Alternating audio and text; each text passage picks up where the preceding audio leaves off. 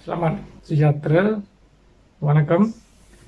Okey, hari ini topik kita adalah mengenai konsep ketuhanan dalam agama Hindu. So, secara umumnya dalam agama Hindu, Tuhan dikenali sebagai Brahman ataupun dikenali sebagai para Brahman ataupun Brahman. Dalam pelbagai bahasa yang berlainan boleh dikenali sebagai Kadavul dalam bahasa Tamil, Bhagawan, sebagainya. Pada umumnya perkataan Brahman atau para Brahman adalah popular yang digunakan. Konsep Tuhan ini tidak sama dengan konsep Tuhan dalam agama-agama lain. Dalam agama Kristian atau dalam agama Islam, konsep dia amat berbeza. So, dalam agama Hindu, setiap seorang Hindu perlu percaya kewujudan Tuhan, iaitu Brahman, dalam dua keadaan ataupun dalam dua guna, iaitu nirguna dengan sarguna. Nirguna bermaksud Tuhan wujud dalam keadaan tanpa image, manakala sarguna bermaksud Tuhan wujud dalam keadaan sarguna, iaitu tak berimage. So, dalam dua keadaan Tuhan wujud, Brahman wujud dalam dua keadaan. Manakala dalam agama-agama yang lain dia merujuk kepada satu keadaan saja, iaitu tidak berimage. So, nirguna di sini bermaksud Tuhan wujud dalam keadaan yang tanpa image ini, iaitu memang kewujudan image dia memang tidak boleh diketahui ataupun tidak boleh dihayati, ataupun manusia biasa tidak dapat menganggarkan image Tuhan itu. Kemudian Tuhan hanya satu. Dalam keadaan nirguna ini Tuhan hanya satu dan tanpa image. So, bila tak ada image, sudah pasti tak ada gambar atau tak ada apa-apa. Dan Tuhan ini wujud secara semula jadi. Swamba ini bermaksud dia tidak ada dilahirkan ataupun tidak ada ibu bapa. Dan juga bila tidak ada ibu bapa, dia juga tidak mempunyai keluarga, anak-anak dan sebagainya. So, ini dalam keadaan nirguna. Tetapi dalam agama Hindu, kita mempercayai Tuhan mempunyai segala kekuatan, segala kuasa, maha mengetahui, maha berkuasa dan sebagainya. So, maka orang Hindu percaya bahawa Tuhan yang maha berkuasa ini boleh mengambil rupa ataupun bentuk pada bila-bila masa, tempat atau ruang. Maka bila Tuhan yang maha berkuasa ini mengambil rupa, maka wujudlah image. So, bila ia mengambil rupa, maka wujud image. Bila wujud image, maka wujudlah gambar ataupun bentuk berbuat dalam bentuk patung berkenaan. So, maka sifat Tuhan yang kedua iaitu sarguna itu mempunyai image. So, bila mempunyai image, maka wujudlah gambar. So, dalam hal ini contoh yang kita boleh lihat avatar. Avatar, that means Tuhan turun dalam bentuk tertentu untuk membantu manusia untuk mengatasi adharma, iaitu bila keburukan itu sangat meruncing, maka Tuhan sendiri akan turun dalam bentuk awatara tertentu untuk membetulkan keadaan, untuk mengembalikan dharma. So, maka bila Tuhan turun dalam bentuk awatara, contohnya Rama, maka wujudlah image Tuhan itu, di mana pada masa itu manusia boleh lihat dengan menggunakan mata kasar. So, maka avatar yang wujud itu mempunyai rupa, bentuk, image, gambar dan sebagainya. So, manakala sebagai avatar ini turun ke bumi, terikat kepada keadaan semula jadi tempat itu. Maka bila dia turun di bumi, maksudnya dia akan bergantung kepada sifat-sifat keadaan alam semula jadi bumi itu. Maka apabila turun dalam bentuk manusia, maka sifat-sifat manusia itu perlu dipatuhi, terikat kepada sifat-sifat manusia itu. So, bila dalam keadaan itu, dalam cerita Rama kita boleh lihat Rama mempunyai isteri dan maka juga mempunyai anak. So, dalam keadaan ini bolehlah wujud semua urusan seperti keluarga dan sebagainya. So, seorang Hindu seharusnya mempercayai dua-dua keadaan Tuhan, kebolehan Tuhan ini. So, Tuhan yang maha berkuasa ini akan wujud. So, seorang bhakta, penganut yang sebenar, sepatutnya mempercayai Tuhan dalam keadaan kedua-dua keadaan ini. Maka dalam kitab-kitab seperti Veda juga dengan terang menjelaskan bahawa menyembah Tuhan dalam kedua-dua keadaan itu mempunyai kebaikan. Contohnya dalam Yajur Veda 40 10, dan 11 jelas menceritakan bahawa Tuhan, apabila manusia menyembah Tuhan dalam keadaan tanpa imej, ada kebaikannya, dan apabila bakta ataupun penganut menyembah Tuhan dalam keadaan per-imej mempunyai kebaikan yang lain, iaitu dalam kitab itu jelas menceritakan bahawa manusia yang menyembah Tuhan dalam keadaan tanpa imej untuk mencapai moksha. Manakala untuk kehidupan duniawi, maka kita perlu menyembah Tuhan dalam keadaan per-imej. Contohnya kuil dan sebagainya. So, seorang bakta yang sebenar harus mempercayai kedua-dua keadaan Tuhan dalam agama Hindu. So, kalau kita hanya mempunyai salah satu keadaan Tuhan saja, maka orang itu berada dalam kegelapan. So, orang yang mempercayai kedua-dua keadaan inilah akan mencapai ke alam Tuhan. Dalam arti kata yang lain, capai moksha. Ini konsep orang Hindu menyembah murti di kuil, biasanya disalah tafsir oleh pihak-pihak yang bukan Hindu sebagai menyembah patung ataupun menyembah berhala. Sebenarnya konsep dalam konsep agama Hindu, Tuhan dalam bentuk nirguna tanpa imej, manakala Tuhan dalam bentuk sarguna tu berimej. So, bila Tuhan berimej, maka Tuhan boleh mengambil rupa atau bentuk pada sebarang masa, tempat atau ruang. So, maka Tuhan yang maha berkuasa itu mampu mengambil sebarang rupa. So, apabila rupa yang diambil itu mempunyai imej, contohnya Awatara Rama, apabila Sri Rama turun ke bumi sebagai awatara, sebagai manusia, maka pada masa itu manusia boleh lihat rupa bentuk awatara itu. So, inilah konsep yang kita perlu lihat. So, maka dalam hal ini persepsi orang yang melihat, persepsi ataupun andaian juga ingat, persepsi seseorang itu apabila melihat sesuatu benda, contohnya apabila seorang bukan Hindu melihat seorang Hindu sembahyang di hadapan sebuah patung ataupun berhala, so apa yang dalam mata kasar orang itu dia nampak orang Hindu sembah patung, itu memang tidak dapat dinafikan, tetapi konsep yang lebih dalam tu tidak difahami oleh golongan bukan Hindu ini. Konsep itu yang sangat penting dalam hal ini. Persepsi ini adalah persepsi yang salah, kerana orang itu hanya melihat perkara itu secara fizikal, bukan secara rohaniah. Inilah masalahnya. Contohnya, kalau saya juga apabila orang melihat saya sembah di hadapan di kuil di hadapan sebuah patung, maka orang itu melihat saya sembah patung pada persepsi mereka. Tapi bolehkah saya tanya soalan, saya juga melihat mereka ini ada yang sembah di hadapan bangunan. So, adakah orang itu sembah bangunan itu? Tentunya tidak. Saya juga melihat ada juga orang sembah di hadapan palang. So, adakah orang itu sembah palang? Tentunya tidak. So, setiap seorang yang sembah, mereka memahami bahawa mereka sedang sembah Tuhan Yang Maha Esa, tetapi dalam keadaan persepsi mereka sendiri. So, itulah hakikatnya. Tidak ada seorang pun yang akan sembah patung atau batu atau pokok. Itu memang satu perbuatan yang tidak betul lah. Kalau orang itu betul sembah patung atau batu, memang tak betul lah itu. Tetapi sebenarnya orang Hindu sembah Tuhan dalam bentuk tertentu. Itulah hakikat yang sebenar. So, orang Hindu sembah Tuhan dalam bentuk tertentu. Sebab orang Hindu percaya bahawa Tuhan Maha Berkuasa, Tuhan mampu mengambil sebarang bentuk pada bila-bila masa ataupun tempat atau ruang. Kalaulah Tuhan itu tidak mampu berbuat sesuatu, tidak mampu mengambil rupa, maka Tuhan itu boleh dikira lemah.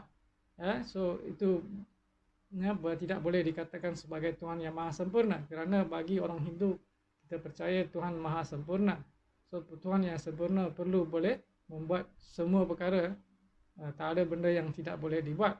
So dalam hal orang Hindu menyembah di kuil di hadapan patung berhala itu, sebenarnya kami sedang menyembah Tuhan Yang Maha Esa, kerana saya boleh berikan beberapa contoh klasik di sini ya. Sebenarnya kuil-kuil Hindu ini dibina berdasarkan sains, berdasarkan sains dan teknologi ya. Sebenarnya kalau tengok betul-betul lah, kerana dibina berdasarkan wastu sastra, silpi sastra dengan agamik sastra. So kita boleh lihat so bagaimana kuil-kuil ini ya meliputi konsep yantra, tantra dan mantra. Yantra bermaksud mesin, mesin dalam perkataan ringkas. Tantra bermaksud teknik, manakala mantra bermaksud formula. So konsep ini sama seperti sebuah komputer, di mana apabila kita memasang alat-alatan komputer itu, kemudian kita kena programkan dia punya software dia. Kemudian selepas kita sudah program, barulah komputer itu dapat berfungsi.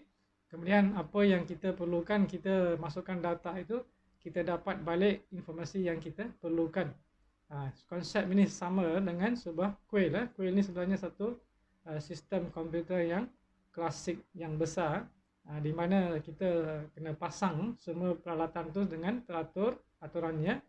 Kemudian kita kena programkan dalam proses Maha Kumbha Abhishekam dengan proses prana pradista kepada murti ataupun berhala itu. Kemudian selepas selesai semua proses itu, barulah kita gunakan sebagai sembah untuk menyembah Tuhan melalui program itu. Apabila kita membaca sesuatu mantra, mantra ini macam password. So password itu boleh membentuk prana sakti itu, itu kuasa gelombang tertentu itu yang boleh manusia boleh mendapat faedah daripada itu. Iaitu apabila kita membaca mantra-mantra tertentu, gelombang-gelombang tertentu akan boleh menghubungi orang kosmik. Dengan itu secara direct, orang yang menyembah itu boleh mendapat faedahnya. So sebab itulah penyembahan murti, penyembahan dalam bentuk berimej ini untuk kehidupan duniawi. Itulah konsep sains di belakang, yang tersindung di belakang kuil-kuil orang Hindu. So dia bukan sekadar sebuah patung yang dijual di kedai atau di mana-mana. So itu manusia perlu ingatlah. Kemudian kalau kita tengok dari segi analogi lain, konsep lain sebagai gambar, kalau kita tengok apa yang orang Hindu lihat adalah Tuhan melalui patung itu. So sebegitulah kita boleh lihat bagaimana kalau kita ada gambar ibu bapa kita di rumah, gambar itu kita simpan untuk, dia hanyalah sekeping kertas yang mempunyai gambar. Tapi apabila kita lihat kertas itu, kita akan lihat ibu bapa kita, bukan sekadar kertas. So persepsi di sana ialah apa? Orang yang melihat ibu bapa mereka itu, yang memiliki kertas itu ibu bapa mereka akan lihat ibu bapa. Tapi kalau gambar itu sekadar kita letak di mana-mana atau kita buang di mana-mana, contohnya di atas jalan raya kita letakkan, orang yang lalu lalang di sana dia tidak peduli ibu bapa itu, mereka hanya nampak sekeping kertas yang bergambar itu saja. Kebanyakannya mungkin akan pijak, tapi kita tidak akan pijak gambar ibu bapa kita. Kerana apa? Walaupun benda yang sama, kertas, tetapi kita masih lihat ibu bapa kita. Itu konsep yang kita guna pakai di kuil. Begitu juga kalau tengok perkara ini pernah bukan wujud pada masa hari ini. Persoalan ini pernah diwujudkan semasa zaman Swami Vivekananda pada 1880-an. Kalau tengok pada masa itu, semasa Swami Vivekananda pergi ke satu kawasan di Rajasthan, seorang raja Islam yang bertanyakan soalan yang sama, mengapa anda sembah patung? So untuk memberi kefahaman kepada raja itu, Swami Vivekananda meminta menteri raja itu supaya membawa gambar raja itu. So kemudian setelah menteri itu membawa gambar raja itu, and then Swami Vivekananda menyuruh menteri itu meludah ke arah gambar itu. So menteri itu sangat terkejut dan menggigil sehingga dia tidak mampu berbuat demikian. Kemudian Swami Vivekananda bertanya dia, mengapa awak tidak mahu berbuat demikian? Itu hanya sekeping gambar saja, sedangkan raja kamu yang sebenar berdiri di hadapan kamu. Mengapa kamu tidak mahu berbuat demikian pada sekeping kertas?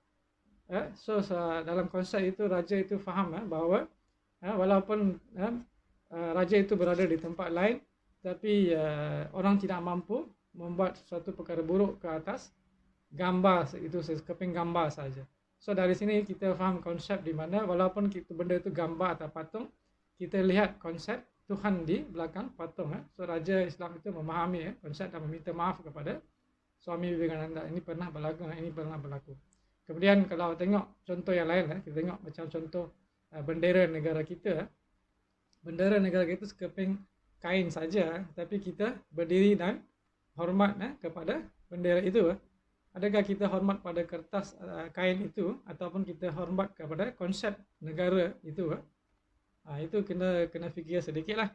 So dari sana, selain daripada itu, saya juga boleh tanya sesiapa yang kata orang Hindu sembah batu atau patung, sila buktikan daripada kitab Hindu, di mana dalam kitab Hindu menyatakan kami sedang sembah patung atau batu. Manakala tengok mantra-mantra yang kita gunakan, kalau tengok betul-betul semua mantra yang kita baca ataupun semasa kita orang Hindu sembah, kita hanya sembah sebagai Om Maha Esa. Contohnya Maha Esa ini Maha Esen, nama Siwa. Om Maha Memenuhi, kita baca sebagai Om Sarveshwara.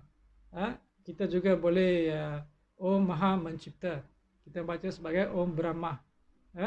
Kita juga boleh membaca sebagai Om Maha Menjaga ataupun Maintainer.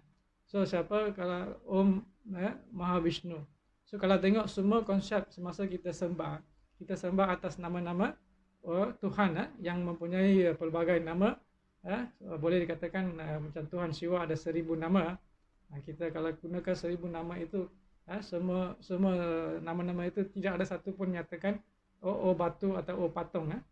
Kalaulah ada mana-mana mantra orang Hindu yang gunakan itu, sila saya minta lah orang-orang yang kata kami sebab batu itu cuba buktikan kepada saya lah. Kalau tengok dalam Veda pun jelas dia sudah kata Tuhan boleh mengambil sebarang rupa, manakala sebagai seorang penganut yang sebenar seharusnya mempercayai Tuhan dalam dua keadaan itu, nirguna dan sarguna. So maka orang Hindu sembah kedua-dua. Dan kalau kitab Veda Yajurveda 40.8 sampai 40.11, kalau tengok memang perkara ini telah dijelaskan, bukan saja dalam Veda, juga dalam Purana, dalam Upanishad, dalam agama, semua tempat telah menjelaskan bahawa Tuhan mempunyai dua keadaan, maka seorang bhakta yang sebenar seharusnya mempercayai kedua-dua keadaan. So dalam perkara ini tidak ada sebarang masalah di kalangan orang Hindu, kecuali golongan tertentu yang tidak memahami, kemudian sesat ke arah yang lain, dan cuba mengatakan perkara-perkara yang tidak betul. So lebih baik kalau saudara tidak faham tanyalah, ataupun kalau saudara yang sudah pergi bertukar kepada agama lain, itu bukan isu kepada seorang Hindu. Sesiapa yang tukar agama itu masalah dia, kerana karma itu dia yang tanggung sendiri. Pada hakikatnya dalam agama Hindu, orang yang bertukar agama itu sebenarnya berdosa kerana lari daripada karma yang diberi oleh Tuhan pada kehidupan ini. Kita dipilih untuk dilahirkan dalam agama tertentu kepada ibu bapa tertentu kerana karma yang lepas. So kalau kita melarikan diri daripada tanggungjawab ini, maka kita perlulah menjawab. Sebab dalam kitab Veda pun, dalam kitab-kitab agama jelas telah mengatakan seorang yang menukar agama tidak akan mendapat moksha, tidak akan mendapat kegembiraan. Dan perlu sepatutnya bila tak ada moksha, sepatutnya dia perlulah mengganti balik dalam kelahiran yang akan datang.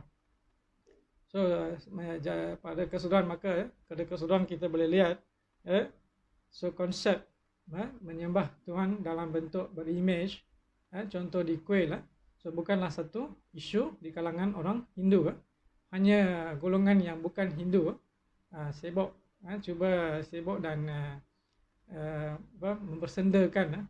Pada hakikatnya dalam kitab agama orang lain macam Islam telah jelas jangan mempersendakan, menghina sembahan orang lain. Tetapi orang tertentu ni tidak memahami sebab dalam kitab Islam dengan jelas telah memberi keadilan kepada yang bukan Islam. Dalam hal ini saya nampak di sana jangan menghina, nanti mereka akan menghina balik. Tetapi ada setengah orang tidak memahami konsep ini. Namun orang Hindu jarang tidak akan menghina, macam saya tidak akan menghina agama lain sebab kami percaya segala sesuatu itu daripada perancangan Tuhan yang Maha Esa. So tidak ada orang yang boleh mencipta satu agama baru kerana kesemua itu datang daripada Tuhan yang sama untuk tujuan-tujuan tertentu pada masa-masa tertentu untuk menyedarkan manusia. Itu saja. So dalam hal ini tidak ada satu agama yang boleh disalahkan. So seorang Hindu biasanya tidak akan menghina mana-mana agama sebab semua dalam perancangan Tuhan yang satu. Om Namah Shivaya. Sekian.